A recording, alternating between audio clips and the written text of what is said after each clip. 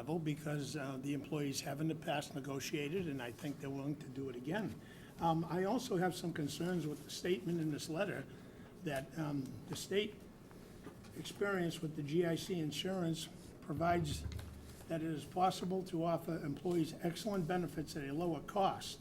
That may be possible, but it doesn't mention where some co-pays were tripled and doubled and tripled. So even though the cost of the plan may be a little bit lower, the co-pays, from talking to some GIC people, state employees who are on this, doubled and tripled. And there really has been no cost saving. So I don't see it as a good plan for the employees of the town myself either. So I would not be endorsing it. Mr. Chair. Yes, Mr.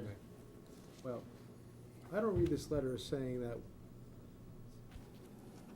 we would necessarily jump into GIC. I think it's asking the state legislature to give us the same option as a municipality as the state government has with their own employees. It also calls for plan design changes, something we don't have. I believe we attempted to negotiate this a couple of years ago, and we were rebuffed, and it was turned away by town and school employees. So I think there was effort made, at least on this board, or the makeup of the board as it was at the time, to move forward and get to bargain it with all the employees. All we're asking is to be on the same playing field as the state government is, which we are not currently. The state government is going to cut local aid directly and indirectly, which has direct impact on us and what we can do in terms of what our revenue is, what our expenses are. This is one way that we could attempt to offset any decrease in state aid. So many state mandates out there that are unfunded, just patently unfair for the state government to continue to make the cuts they have and hand down mandates without giving us any opportunity to save cost. As you saw this evening, our health insurance costs are astronomical. Something needs to be done, and relief has to be given. I think sometimes we forget that not only are there employees we have to be concerned about, but we also have to be concerned about the taxpayers of this community. And I think quite often that gets forgotten because they're not in front of us all the time. And we have given great concern for the town employees. And I think we've made great efforts and great strides over the last couple of years to protect those interests and actually save jobs. I think this will be another tool that if we're given by the state legislature that will allow us to save jobs, and I find that as being very, very important, especially in this day and age in this economy, is to save as many jobs as possible. And we've been fortunate that we've been able to do that. So I'm in favor of signing off on this letter and sending it to Representative Jones and Senator Tarr. Chair. I'd be sharing the same opinion as Mr. Delaney. I look at this in many ways, but in two specific ways, that perhaps if I was a benefactor of some of these programs, such as the Blue Cross Blue Shield, I would not want to leave a good program. At the same time, sitting in the selectman's position, I realize that I have to look at the bigger picture and look at what benefit it has to the community and to the town and to the voters. We need to be, as a government, more transparent, and what we do needs to be visible to the public. And there's always a lot of concern about how we come to decisions about costs in negotiations. This would help the town government be more effective and become more cost effective. I think that's very important. We have to run ourselves as a business. Anytime that we can talk and work with our employees and give them multitude of options and benefits, that should be good for everybody. It could help keep our costs down and help provide them with quality health insurance. So when we have costs skyrocketing, as I mentioned before, that when we were talking about the GIC, just the mere discussion of that all of a sudden we had like a 3%, 3.5% small increase in the premiums. But once it went away, once it wasn't available as a tool, then the premiums went up. So I think it's important for us as a town to be able to utilize these tools and keep our costs down while offering quality benefits to the employees. So, and keeping our budget in line. So that is my perspective there. Steve, the way I read this is maybe a little different than you, because I don't see the state mandating us to do anything here. I think the state is giving us permission to do plan design or join the GIC. And it doesn't preclude us from discussing and dealing with our employee unions. It's just, right now, if we wanted to move to the GIC, as an example, as you're well aware, it takes a 70% vote, and you have one giant union that makes that decision for everybody. I'd like to have this tool in my hand, and I think it's absolutely essential at this point in not only our economy, but where the cost of health care is going. That could change with a vote of our federal House and Senate in the coming days or weeks, but at this point, I don't see this as giving up any of our rights to the state. If So I may, Mr. Chair. I am going to support this. If I may comment on that, Mr. Chair, I know I'm not, and I don't believe Steve is saying that either. I know what I'm saying is, what I'm looking at is, what this would do is, and I'm just gonna give a scenario. You could go into health negotiations if this was passed, and you could say, it's 70-30, it's 50-50, or we're putting you on GIC. That's what you'd be able to do with this. Am I correct, or am I wrong? There's a whole host of things that Yeah. can be done. What it does is, it does put an awful lot of. Doesn't say anything about changing the percentages. It No. talks No, about. but No, it no, does, no, no, it does no. change the, depending upon the benefits plans that you offer, what you do is you then could negotiate the splits based upon, whether you go with an HMO or you go with a PPO, whether you go with the laundry list of things that are offered, the benefits plans that are offered. But what it does is it does empower this board or the administrator to just unilaterally go in and change people's health insurance plans, carte blanche. The proposal is, Right.